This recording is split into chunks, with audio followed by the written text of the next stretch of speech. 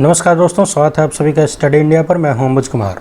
दोस्तों, idioms and phrases की series में ये हमारा अगला वीडियो है। तो चलिए शुरू करते हैं। शुरू करने से पहले आप सबसे रिक्वेस्ट है कि चैनल को सब्सक्राइब करें, वीडियो को लाइक करें, अपने दोस्तों के साथ शेयर करें और अपनी पढ़ाई को कंटिन्यू रखें, क्योंकि इस लॉकडाउन के बाद हो सकता है कि वैकेंसीज़ की भरमार लग जाए। तो आप अपने आप को तैयार रखिए ताकि उस वक्त में आपको कोई पछतावा न हो। अपनी पढ़ाई को कंटिन्यू रखिए, रोज़ का अपना काम करते रहिए और हमारे चैनल के साथ जुड़े रहिए। रोज़ रोज़ जो भी चीज़ें आपको मिलती हैं आप उनको तैयार करते चलें। तो आइए शुरू करते हैं। पहला है हमारा bull in a China shop, अयोग्य व्यक्ति। Bull in a China shop का मतलब है अयोग्य व्यक्ति। देखिए, मान लीजिए चाइना में कोई बड़ा सा मॉल है, बड़ा सा शॉप है ना, और उस मॉल में एक बुल घुस जाए, मतलब सांड घुस जाए, तो क्या करेगा? वो तोड़ फोड़ मचा देगा, है ना। क्या उस शॉप में उस बुल की कोई ज़रूरत है? नहीं है ना। मीन्स ये क्या है? अयोग्य व्यक्ति है, वहाँ उसकी कोई ज़रूरत नहीं थी। ये बेढंगा आदमी है, उसकी वहाँ कोई ज़रूरत नहीं है। तो bull in a China shop means अयोग्य व्यक्ति जो गलत जगह पे पहुँच जाए। नेक्स्ट है हमारा to take the bull by the horns, समस्या का मजबूती से सामना करना। देखिए, वो सीन आपको याद होगी, बाहुबली फिल्म में एक सीन था जब भल्लाल देव एक सांड से लड़ता है तो उसकी सींग पकड़ लेता है। आपने देखा होगा वो सीन और आपको याद होगा, काफ़ी रोमांचक था वो। तो सींग पकड़ के और उससे लड़ रहा था। मीन्स ये क्या है? वो एकदम समस्या का मजबूती से और आमने सामने होकर उसको समस्या का सामना कर रहा था। तो to take the bull by the horns means सींग से पकड़कर सांड से लड़ना, मीन्स समस्या का मजबूती से सामना करना। नेक्स्ट है हमारा कॉक एंड बुल स्टोरी, झूठी या मनगढ़ंत कहानी। Cock and bull, cock means मुर्गा और बुल मीन्स सांड। अब आपकी दादी आपको कहानी सुनाती हैं कि एक समय की बात है, एक कॉक था और एक बुल था, दोनों में बहुत गहरी दोस्ती थी। तो ये कहानी कहाँ तक सही हो सकती है? आप अगर प्रैक्टिकली देखें तो ये असंभव जैसा दिखता है कि एक मुर्गा और एक सांड दोस्त बन जाए। तो झूठी या मनगढ़ंत कहानी, कॉक एंड बुल स्टोरी का मतलब क्या होगा? झूठी या मनगढ़ंत कहानी। नेक्स्ट है हमारा to hit the bull's eye, सही बात पर पहुंचना। अब देखिए, जैसे आपने देखा कि जब भल्लाल देव लड़ रहा था सांड से, तो उसने सांड की नाक में उंगली डाल दी थी, है ना। इसके बाद वो सांड चित हो गया। तो नाक में न डाल के अगर वो आँख में डाल देता तो क्या होता? ये हमारा फ्रेज सही बन जाता। To hit the bull's eye, सही बात पर पहुंचना। मीन्स आँख पे जब वार किया, सांड की आँख पर वार किया तो वो धराशायी हो गया। To hit the bull's eye means सही बात पर पहुंचना, सही जगह पे पहुंच जाना, सही पॉइंट पे पहुंच जाना। नेक्स्ट हमारा red rag to a bull, क्रोध पैदा करने वाली वस्तु। आप अक्सर देखते होंगे कि सांड के सामने लाल कपड़ा हिलाया जाता है जिससे उसे गुस्सा आता है ना। तो लाल कपड़ा या कोई भी कपड़ा आप किसी के भी सामने हिलाएं तो गुस्सा तो आएगा ही, ये चिढ़ाने वाली बात है।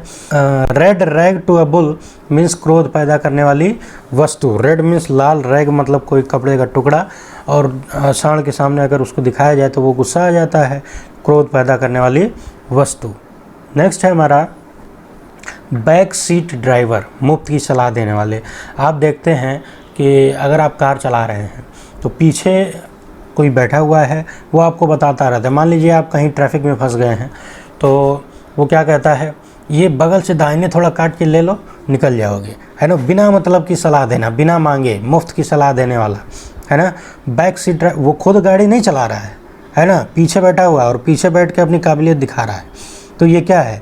मुफ्त की सलाह देने वाला। बैक सीट ड्राइवर, पीछे वाली सीट पे बैठे हैं और ड्राइविंग कर रहे हैं, ड्राइविंग करना सिखा रहे हैं। तो ये क्या है? मुफ्त की सलाह देने वाले, बैक सीट ड्राइवर। नेक्स्ट है हमारा ब्लो वंस ओन ट्रम्पेट, सैखी बखारना। अब देखिए, ट्रम्पेट का मतलब होता है वो बड़ा वाला जो बाजा होता है, वो समझ लीजिए। अब देखिए, आपने देखा है, वही सीन याद करिए जब भल्लाल देव को सिंहासन मिला था, तो उस समय ढेर सारे ढोल नगाड़े बज रहे थे। आपने शायद नोटिस न किया हो, उस समय एक जो बड़ा वाला ड्रम बजता है, सारे वादकों की आवाज़ कम पड़ जाती है वो ड्रम के सामने। तो वो ड्रम क्या कर रहा है, अपनी ही आवाज़ निकाल रहा है, सिर्फ अपनी ही बात करते रहना, अपने मुँह मियाँ मिट्ठू बनना जिसे कहते हैं, अपनी ही बड़ाई करते रहना, अपनी ही सेखी बगाड़ते रहना। ऐसे बहुत सारे लोग होते हैं कि वो सिर्फ अपनी बढ़ाई करने में लगे रहते हैं। तो ब्लो वंस ओन ट्रम्पेट का मतलब क्या होता है, अपना ही बाजा बजाते रहना, दूसरों की न सुनना। ब्लो वंस ओन ट्रम्पेट, सेखी बखारना। नेक्स्ट है हमारा born with a silver spoon, अमीर परिवार में जन्म लेना। देखिए, सिल्वर मीन्स चांदी, स्पून मीन्स चम्मच, और बॉर्न विद मीन्स पैदा होने के साथ ही। अगर कोई बच्चा ऐसे परिवार में पैदा हुआ है जहाँ पे उसको चांदी की चम्मच से दूध पिलाया जाता है, तो ये क्या है, इट मीन्स वो अमीर परिवार में जन्म लिया है ना। Born with a silver spoon means अमीर परिवार में जन्म लेना। नेक्स्ट है हमारा ब्लैक सीप, बुरा या बदनाम व्यक्ति। देखिए, ब्लैक का मतलब होता है काला और सीप का मतलब भेड़, लेकिन आप समझेंगे भेड़िया, है ना। भेड़िया वैसे ही खूंखार होता है ना, मांसाहारी जानवर है, अब वो भी काला। तो समाज में ऐसे लोग जो कलंकित हों, है ना, जो बुरे लोग हों, उन्हें हम क्या कहेंगे, बुरा या बदनाम व्यक्ति। आप देखेंगे हर समाज में ऐसा होता है, ये एक सिस्टम है। अच्छे और बुरे दोनों लोग होते हैं, नहीं तो अच्छे का कोई मतलब नहीं निकलेगा। अच्छा वो इसीलिए है क्योंकि कुछ बुरे लोग भी हैं, है ना, दोनों का अस्तित्व एक साथ चलता है। ब्लैक शिप का मतलब होगा बुरा या बदनाम व्यक्ति। नेक्स्ट हमारा इन ब्लैक एंड वाइट, लिखित रूप में।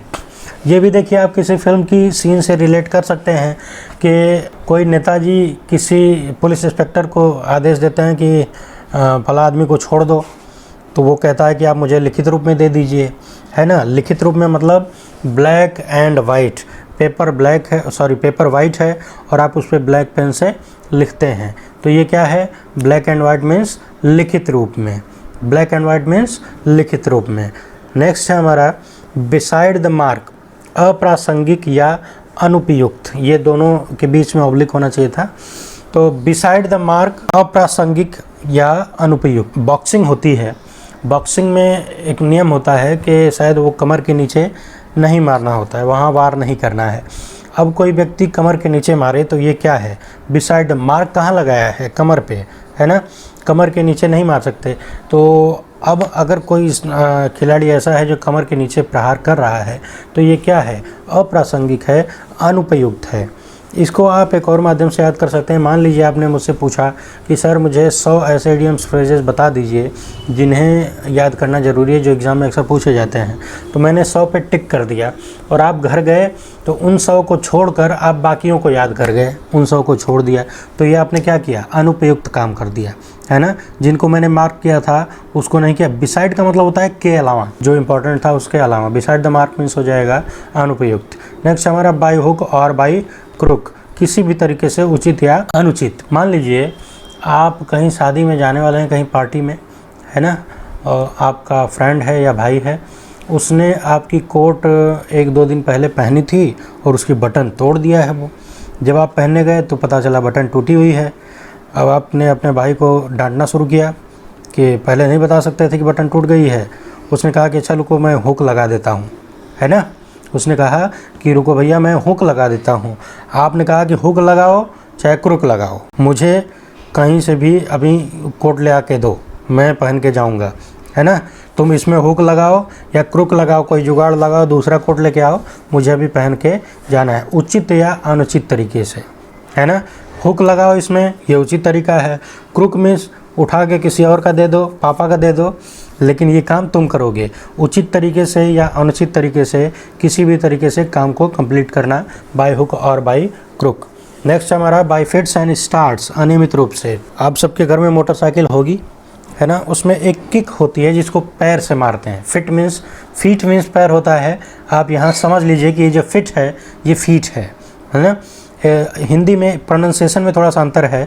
ये जो फिट है इसमें छोटी ई की मात्रा होती है और जो फीट है डबल ई टी, उसमें बड़ी ई की मात्रा होती है। तो बाय फीट्स एंड स्टार्ट्स आप ऐसा समझेंगे पैर वाला, है ना। तो आप पैर से किक मारते हैं तो गाड़ी स्टार्ट होती है, ये नियमित रूप है। लेकिन अगर आप जाके हाथ से किक मारना शुरू कर दें तो ये क्या होगा, अनियमित रूप हो जाएगा। बाय फिट्स एंड स्टार्ट्स का मतलब अनियमित रूप से, bye fits and starts means अनियमित रूप से। नेक्स्ट हमारा बी इन वंस बोनेट, सनक सवार होना। बी का मतलब क्या होता है? शायद मधुमक्खी। तो बोनेट का मतलब आप जानते हैं गाड़ी के आगे जहाँ इंजन वगैरह होता है उसके ढक्कन को बोनेट कहते हैं। बी इन वंस बोनेट, सनक सवार होना। अब गाड़ी में बोनेट होता है, वैसे ही आदमी के शरीर में भी बोनेट होता है, आप पेट को कह सकते हैं, है ना। मान लीजिए आप स्वेटर पहने हैं, स्वेटर के अंदर मधुमक्खी घुस गई है, मधुमक्खी को आपने निकाल दिया, इसके बाद भी आपको लगता है कि नहीं इसमें है, आपको ऐसा लगता है कि कहीं ना कहीं कुछ खुजली हो रही है, लगता है कुछ और मधुमक्खियाँ घुसी हुई हैं, तो ये क्या है? आपके अंदर एक सनक पैदा हो गई है, एक डर पैदा हो गया हल्का सा कि मधुमक्खी अभी भी अंदर है। बी को ऐसे याद रखेंगे, बी इन वंस बोनेट, सनक सवार होना। या फिर बी इन वंस बोनेट को आप ऐसे भी याद, ये इंपॉर्टेंट है, कई बार एग्जाम में आ चुका है, तो इसको आप ऐसे भी याद कर सकते हैं कि गाड़ी का, मेरी कार का जो बोनेट है उसके अंदर मधुमक्खियों ने छत्ता लगा दिया है ना। बहुत दिनों तक बंद था, लॉकडाउन में गाड़ी चली नहीं, तो मधुमक्खियों ने छत्ता लगा दिया है। अब आप जब गाड़ी स्टार्ट किए तो आपको एक डर बन गया कि कहीं जो एसी वाला एरिया है उससे गुजर के वो आ ना जाए, वो मधुमक्खी आपकी गाड़ी के अंदर न घुस जाए, नहीं तो आपको काट लेगी। तो ये क्या है? आपके अंदर एक सनक सवार हो गया, इस डर से आप गाड़ी में नहीं घुस रहे हैं। बी इन वंस बोनेट, सनक सवार होना। नेक्स्ट हमारा बर्न द मिडनाइट ऑयल, रात तक काम या पढ़ाई करना। अब देखिए आजकल तो बिजली की व्यवस्था बहुत अच्छी हो चुकी है, लेकिन कुछ सालों पहले तक अभी भी कुछ ऐसे एरियाज़ हैं देश में जहाँ पे मिट्टी का तेल ही सहारा है, मीन्स केरोसिन ऑयल ही सहारा है रात में, वहाँ भी बिजली की पहुँच नहीं बन सकी है। तो रात में अगर कोई पढ़ेगा या काम करेगा तो वो जाहिर सी बात है आधी रात तक अगर काम करेगा, देर रात तक काम करेगा तो तेल जलाएगा, है ना। बर्न मीन्स जलाना, मिडनाइट आधी रात तक तेल, है ना। तो आधी रात तक तेल जलाना मीन्स रात तक काम या पढ़ाई करना। झूठे ही तो तेल जलाएगा नहीं, पढ़ाई करेगा या कोई अन्य काम करेगा।